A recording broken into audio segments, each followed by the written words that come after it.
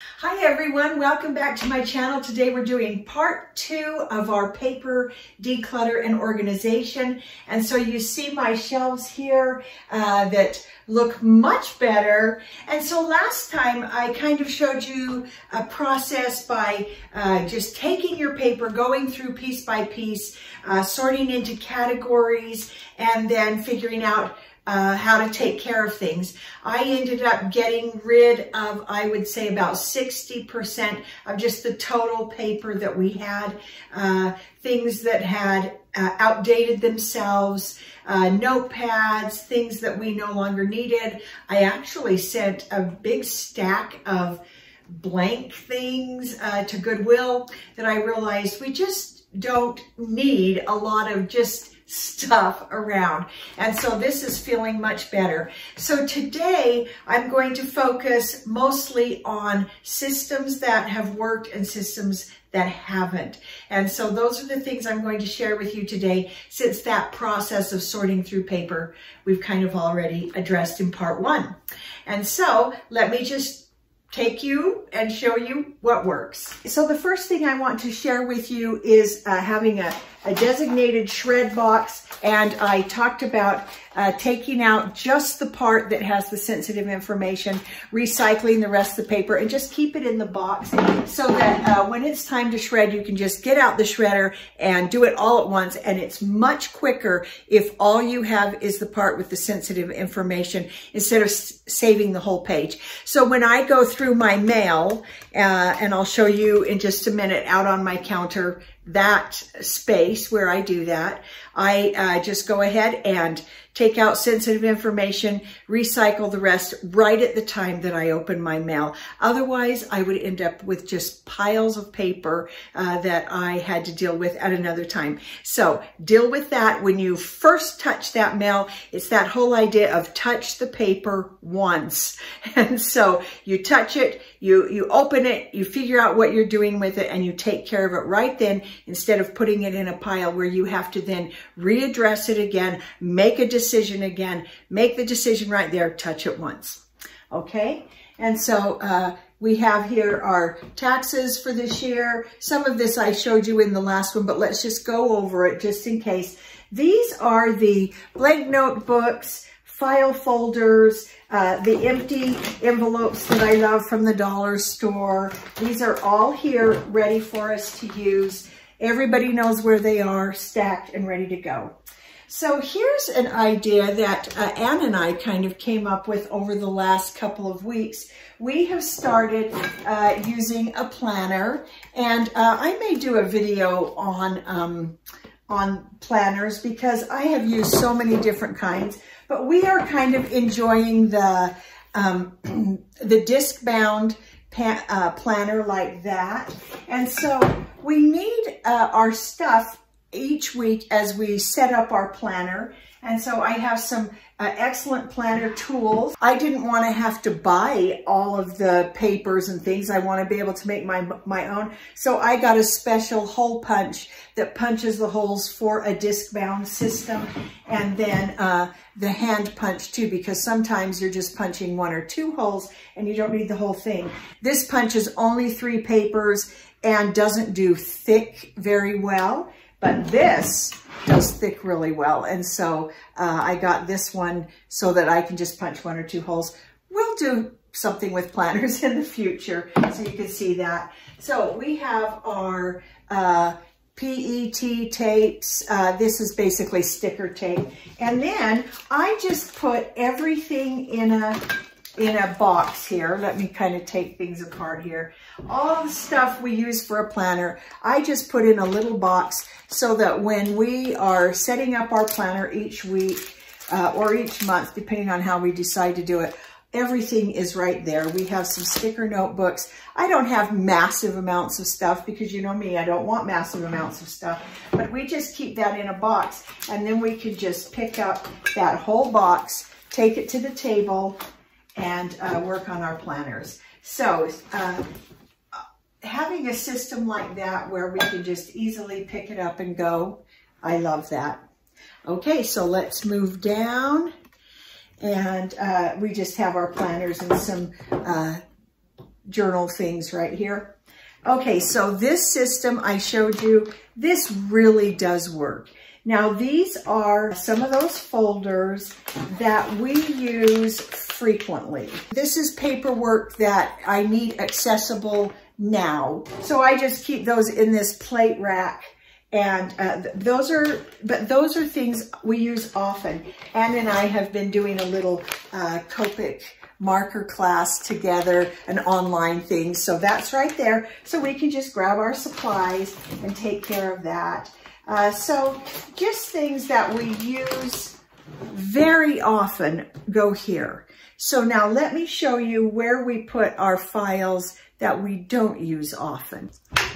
Okay, this is a file drawer. This part of it, we use regular file folders that are labeled by the month. So as we get receipts for business or things that we need to keep track of for home, they go in this part of the file according to the month we're in. Then at the end of the year, I just take all of those files, and that's where we get the information for our taxes. So I've done this so many times that I now know what to keep and what not to keep. And it used to be that year file at the end of the year took up a lot of space, but I have really learned that there's a lot we don't need to keep.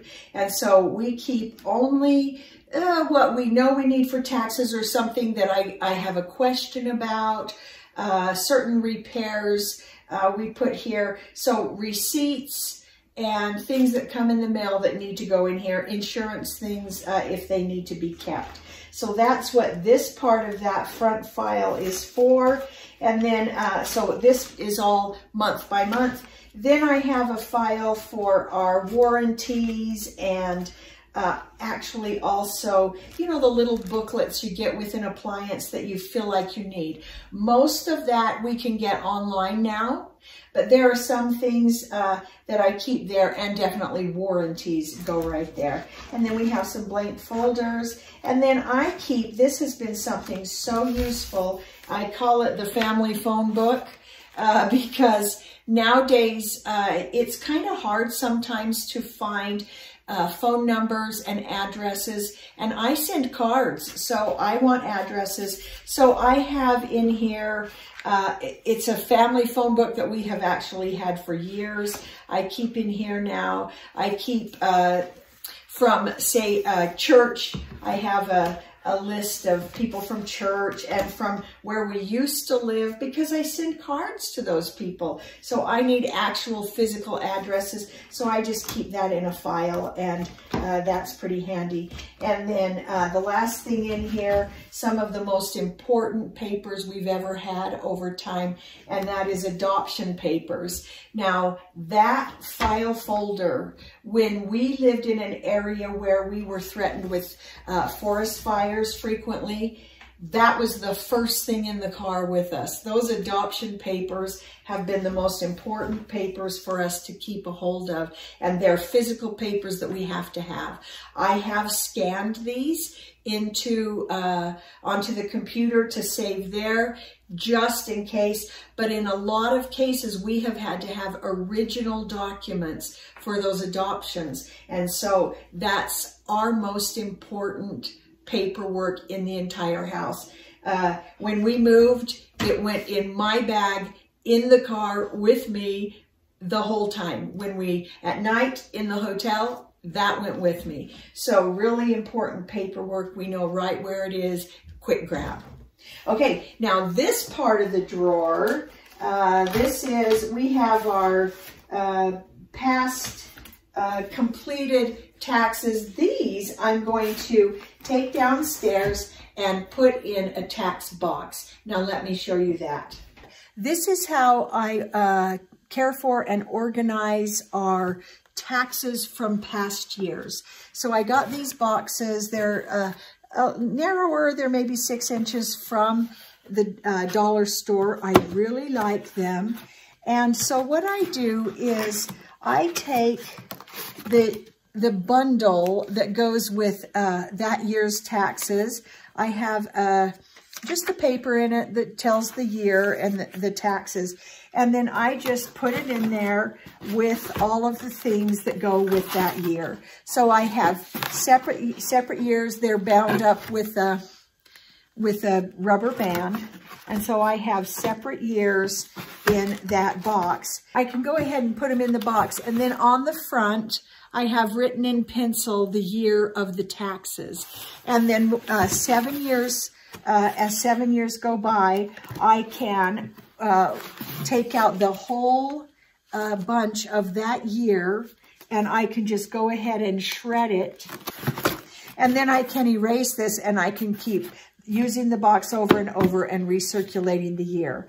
I have to keep very specific documents for Anne, and so I do the same with hers. I have Anne's box and I have the taxes, and then those boxes just go on the shelf in my storage room, and they don't take up much space, and I can just keep circulating everything with it. And such an easy way to get necessary papers just out of your everyday space. And you have an easy system for cycling them and getting rid of what you no longer need. Now in this part of the file is where I keep my handy dandy dollar store envelopes.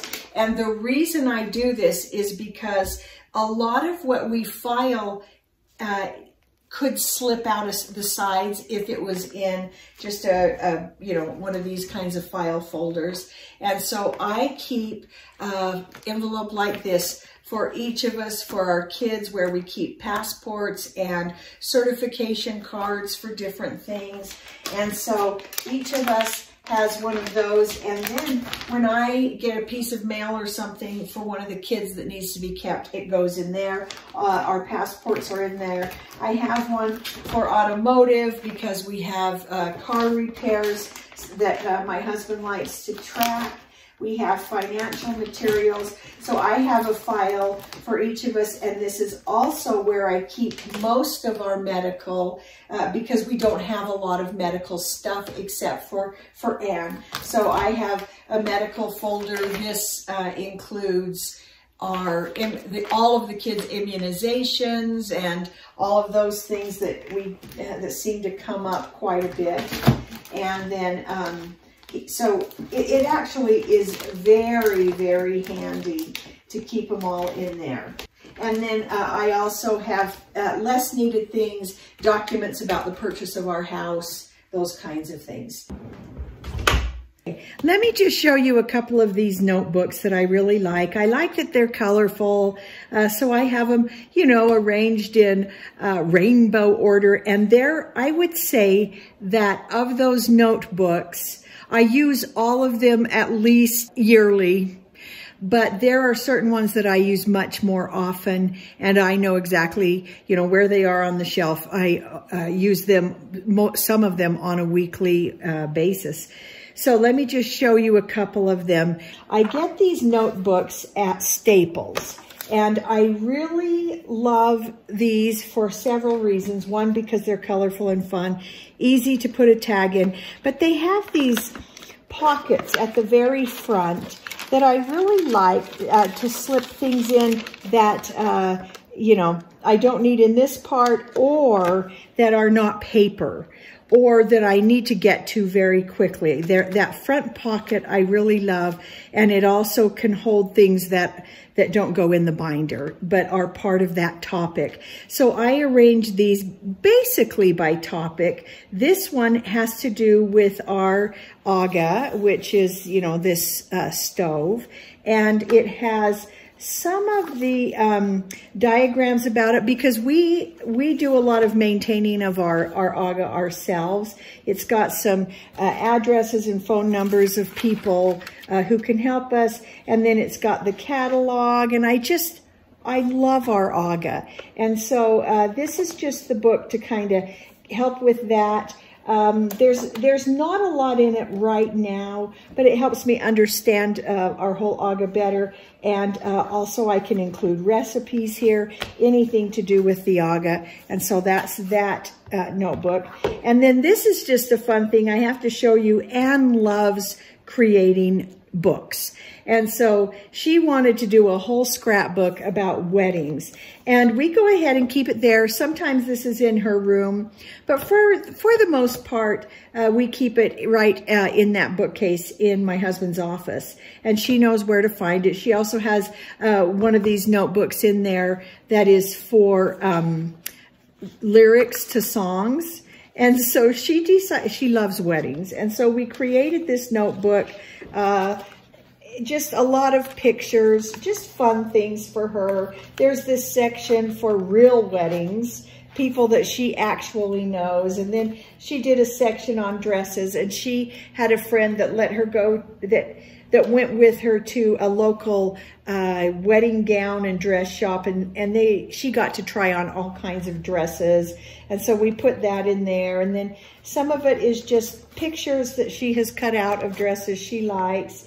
And then there is the princess weddings, and we went through and created these fun pages about each of the princesses.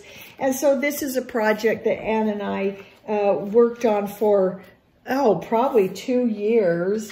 And then there's a section for cakes. And then one of the funnest sections was movie and TV couples. And so we went through and just went online and got pictures from TV shows she likes. She loves the old TV shows of the Andy Griffith Show and That Girl. And so we found pictures from some of those TV shows that she really likes. And then in the very end is her wedding plans. And we just had so much fun creating that. And she has a notebook of books she's read. She has a notebook of movies she likes. So that system of taking information that we use frequently, papers that we want to keep, and storing them basically by topic in a notebook in the bookcase, very good system. Okay, now every family needs a command center. Ours is this counter. It's right next to the kitchen, right near where we go out the back door to the cars. And so ours gets a little cluttered, but I try to maintain it.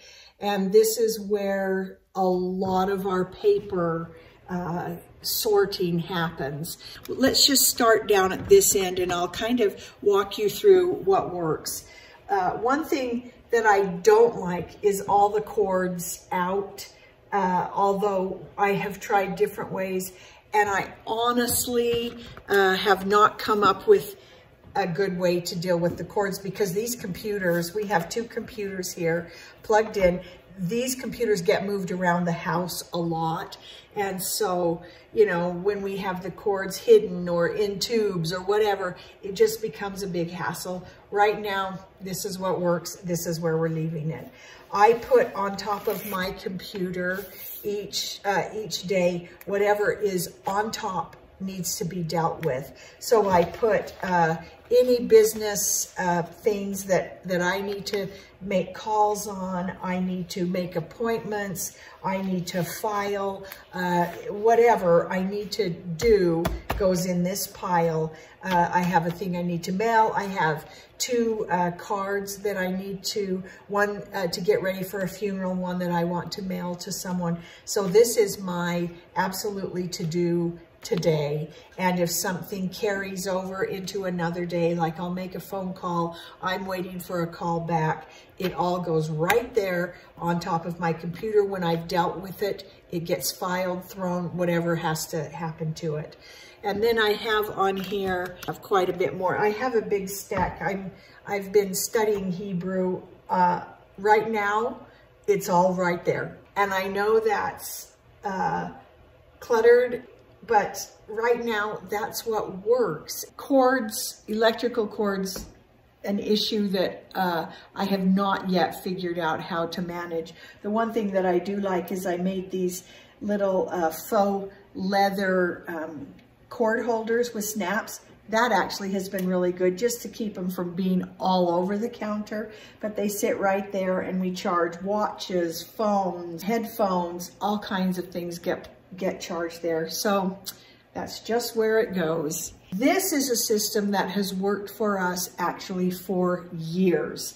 And so what I have here, this is our pile of library books. And so Anne loves to go to the library. So we have books that need to be returned. And then we have here catalogs and magazines that I need to look through. We don't keep them, so they get read and then they get recycled. If there is something to be kept, it gets filed probably in one of those colored binders if it's something that we think we're going to use again. So this is our family calendar that is vital. Everybody knows if it's not on the calendar, it doesn't happen. And so when something comes up, it gets put on that calendar and everybody uses that. And then I put here just little things that, little reminders. We have a state primary coming up that we've got to go vote. I'm leaving that there to remind me something that I need to give to someone when I see them. And then I keep here, this is pretty important for us. I have this notebook where I track Anne's seizures, and that is a pretty vital notebook, so it's there. I also am Anne's chauffeur, so I have my drive logs for her. And then we just have different paper. We have Anne's on a ballroom team, so information throughout the year for the ballroom team. And then a notebook where I keep current things that are being worked on that we need to deal with. So that is our very active section. And this is another reason why I would like those envelopes. When something becomes active, I take the envelope and put it here where I can find it easily, where it is in the forefront of my mind, easy to find, easy to access. That is a huge deal. When the mail comes in, whoever got the mail puts it right on the counter. I deal with it that day, open it up, decide every piece of paper back to that idea of touch it once and take care of it. If it's something I need to do more on, then I move it down to my stack of take care of it and get it done. It has helped me not procrastinate, and that really has been a huge help. So I hope those suggestions for dealing with paper in your home were helpful to you. If you have other suggestions, be sure to share them in the comments below so that others can benefit from your wisdom. And just remember that any system, even a great system, has to be maintained and periodically decluttered and readdressed and make sure that it still works. And so get out there, take care of your paper, and remember that we care more about people than things. And we'll see you next time.